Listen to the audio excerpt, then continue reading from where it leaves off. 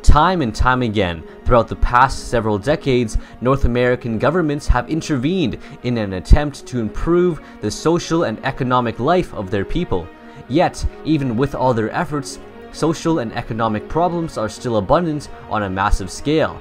As a result, Canada and the United States understand one thing: government intervention can be ineffective and misplaced in many ways. This can be described as government failure, which has many central causes. However, today we will be uncovering one of the most controversial of all: how politicians and administrating bodies act in self-interest rather than in the interest of the general public that they are supposed to represent. As a result of this, inefficient policies may arise, causing damaging and long-term consequences for the economy and society. Although many people see the government as an entity motivated to serve the public by doing what is morally right, it's important to critically analyze their actions. The term corrupt politician is loosely utilized in today's society. Even though the term can be quite far-fetched, it does hold some merit. Some politicians and administrators can be manipulated by their desire to be re-elected. This causes them to support policies that are popular or profitable for certain groups, but are not best for society or the broader public.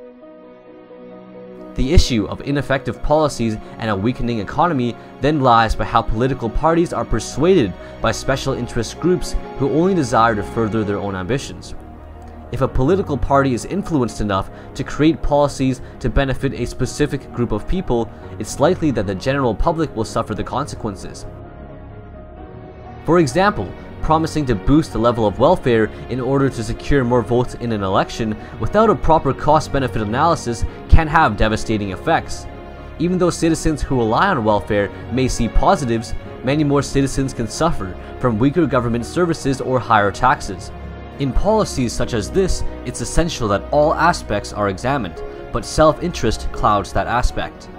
The costs of welfare would be diffused amongst the entire population, while the benefits are concentrated. Overall, a policy driven by the interest of oneself is generally not as effective as a policy created to benefit the whole economy and society. Unfortunately, the leaders of today's government are elected based on who can deliver the most inspirational political speech, not who can build the foundation for a booming economy. As one can see, due to the challenge of having honest politics coincide with a strong economic plan, North American governments still have a long way to go.